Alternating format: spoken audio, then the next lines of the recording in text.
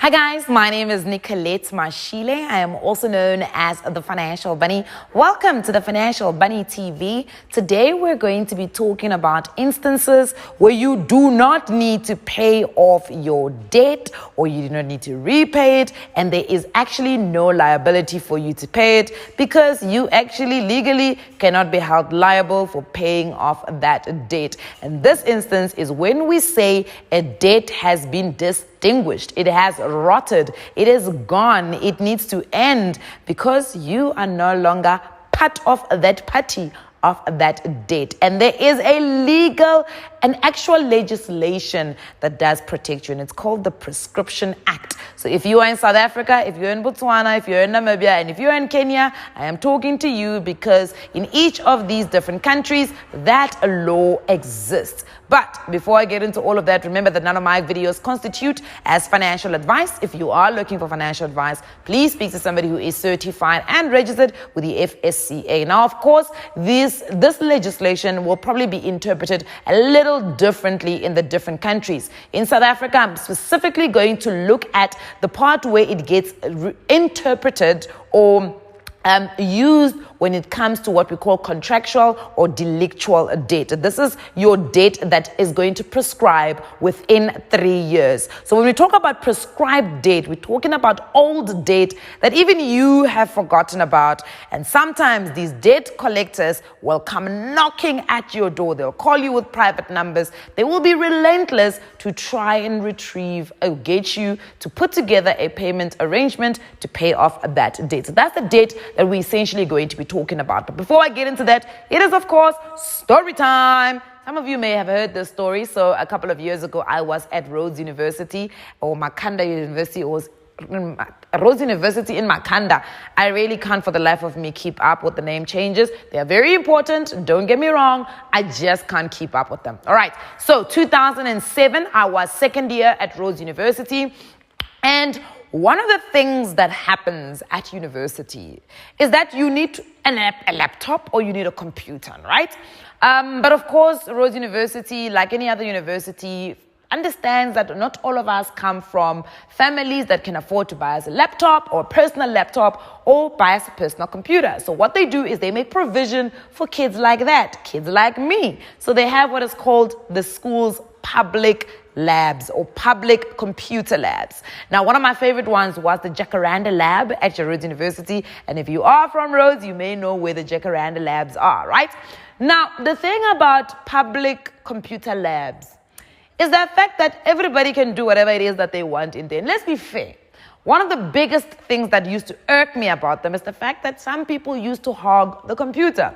But in their defense, if you are writing a 3,000 word essay on equality, freedom, I can explain freedom in 5 sentences. Now the university and the politics department is expecting me to explain it in 3,000 words. I understand, man. I understand if you need to sit at a computer for 24 hours. Unfortunately, there are a lot of us who come from previously disadvantaged families. So a lot of us need those computers because we don't have our own computers in our rooms, which then means that it does sometimes really work against you if you are like me again and you want to work on an essay that is due tomorrow and you are getting to the computer labs at like 9 p.m. because you want to start working on your essay and you still need to submit to turn it in to get your plagiarism report. So it becomes a lot, right? So eventually I made the decision. Oh, and also some people happen to sit in those labs and they go onto sites that their mothers and Jesus Christ would be very, very ashamed to see them go onto, the likes of Erotica, XXX, Pornhub, and all sorts of things. Not that I know them. Of course, I had to do research for this video, Kaloku. So it's important that when you are doing videos like this, your research is on par. So I did research to know these names of these sites. So people would sit on those and then they would end up being forced to do certain actions and it would be very disgusting. So let's not get into that. Anyway, that was good enough reasons for me to make a decision to buy myself a laptop because my father was telling me I don't need a laptop. And I mean, who is he to tell me I don't need a laptop, you know?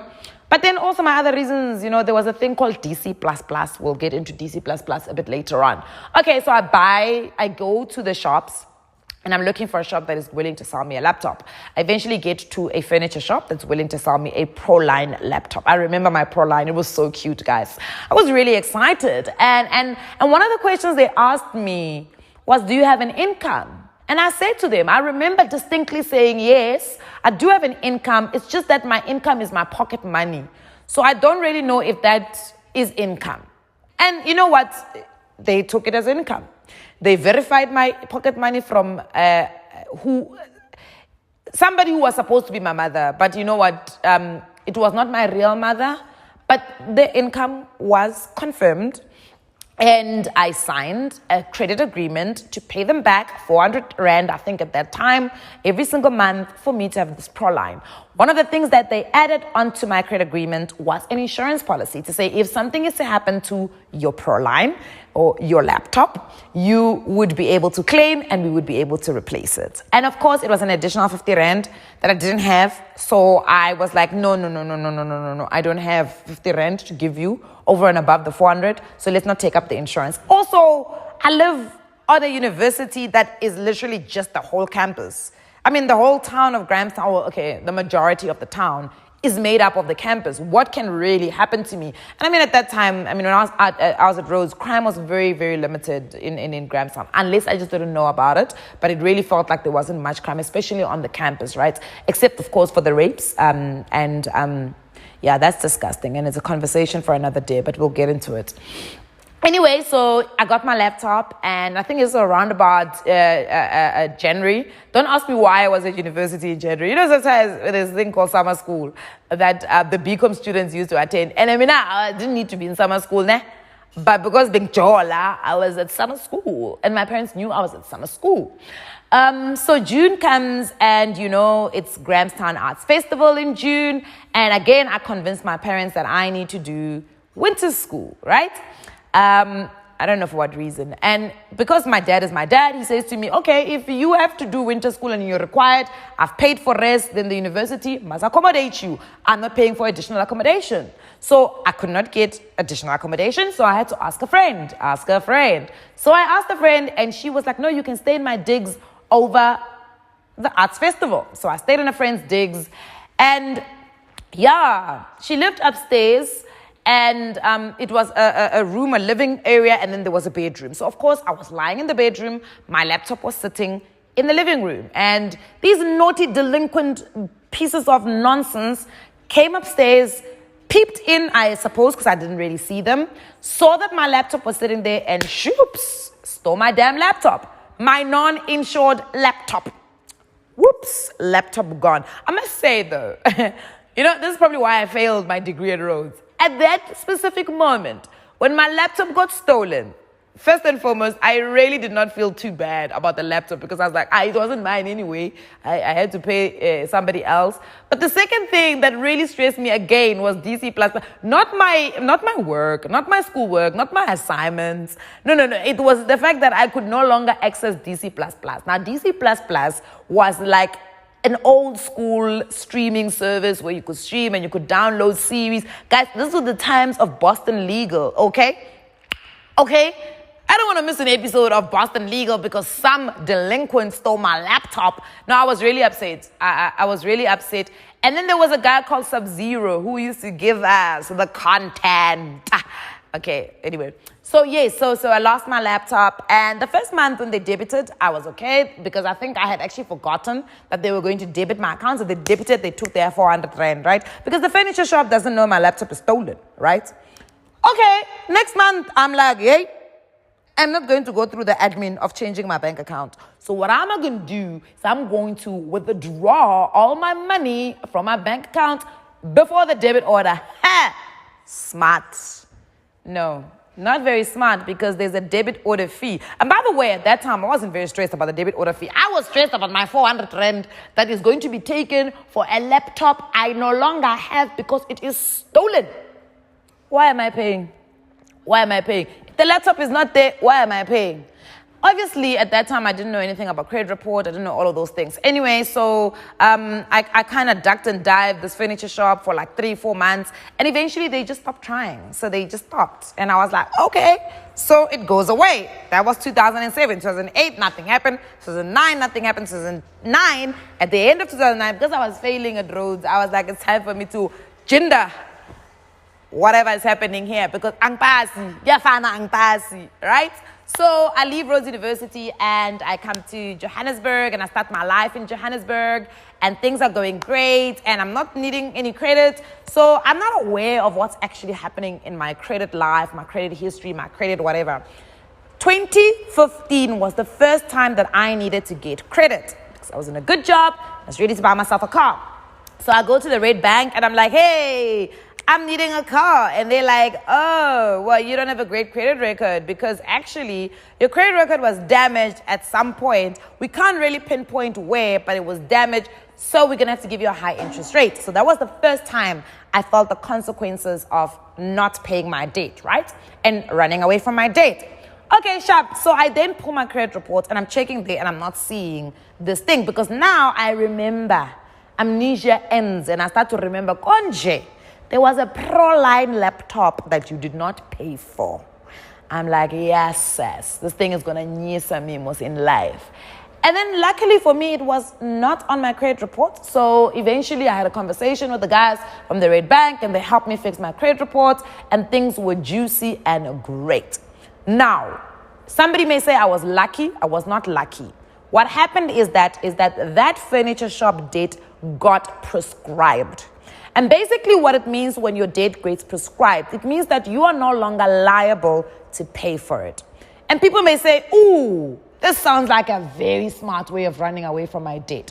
No, it is not. It's not a loophole for you not to pay your debt. You still need to pay your debt because, as I said, there are major consequences that come if you do not pay your debt. However, the Prescription Act or the legislation to prescribe debt was brought into force because it protects the consumer and the creditor. Now, the right of a creditor is that when you owe them money and you do not want to pay, and despite the amount of letters that they send you, you still think it's okay not to pay, that debt is then ripe for legal action. The creditor has the right to take up legal action against you. If they do not do that, that is on them. The onus is on them. But what the law does is that it protects us as consumers because it says you can't wait 5 years, 3 years to institute legal claim when this person owes you money and they're supposed to pay you and you just keep quiet.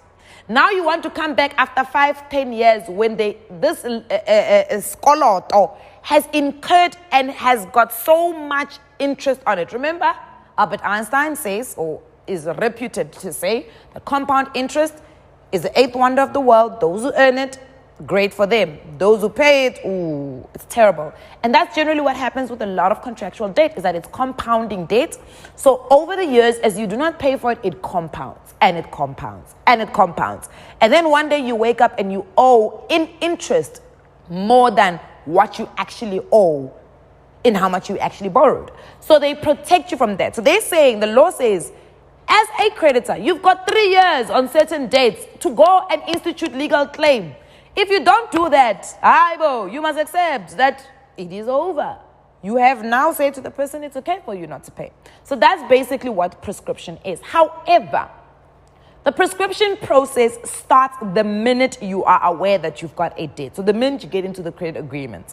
And for 3 years, if you do not pay, you do not make any payment arrangements. When they call you, you do not acknowledge. No. Let me correct myself. For after 3 years of when this debt was incepted, if after 3 years you do not acknowledge the debt, you do not make arrangements or make any payments towards the debt, and over and above that, the creditor has not taken any legal steps against you, that debt is then prescribed. Now, it's very important for you to remember, I said it's certain debt. It is contractual debt and delictual debt.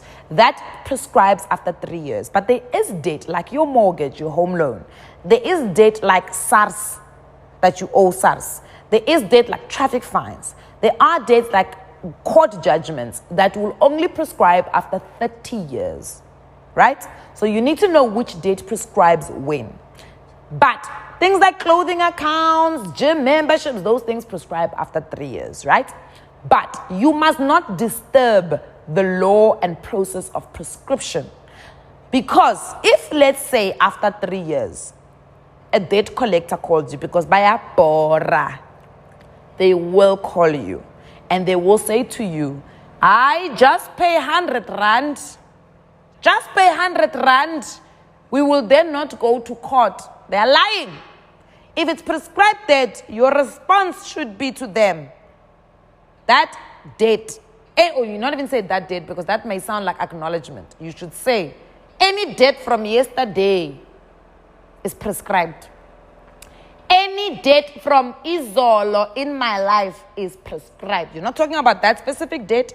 You're talking about any debt from Izolo, from yesterday, has prescribed. Remember, the law says the onus is not on you to prove that a debt has prescribed. The onus is on the debt collector or the creditor to prove that that debt has not yet prescribed or that prescription was disturbed or interfered with. You do not have the responsibility to prove that a debt has been prescribed. Very, very important for you to remember this. Also, what were they waiting for? Why did they not institute legal process against you? They were being clever. Now, the other thing you must remember is that there is actually a law in the country. The amendment has been made to the act to say that they cannot try and collect against prescribed debt. It's illegal. So they must stop doing it. And you must tell them, what you are trying to do is illegal. You are trying to collect against some of my debts that have prescribed. You must never speak about the debt individually. You must never say on that date. You must say some of my debts that have prescribed. It's not your responsibility. It's their responsibility. The other thing that generally happens is that they will walk away from it, because the reason why some of these companies do not institute legal processes against you is because they know that some of their debt is actually a result of reckless lending. Yes, I had a responsibility not to lie about my income, but they also had a responsibility to do an affordability check and a creditworthiness check before they give me a credit line. Now, again, important. This is not a loophole for you to stop paying your debt, because it will count against you so badly. And also, it is not worth the emotional baggage of carrying a debt that you know you cannot actually service. So it is important for you to make sure that you do find yourself in a situation that when you are taking up any type of credit lines, it is credit lines that you actually can afford. That is all from me. Next time, let's talk about reckless lending and how you can find your way out if you have been a victim. And I'm calling you a victim because the financial institutions have a legal right and obligation to do affordability and credit checks. So you are a victim if you have been given credit in a reckless manner. But let's sign out for now. I'll see you guys on the next one. Mwah.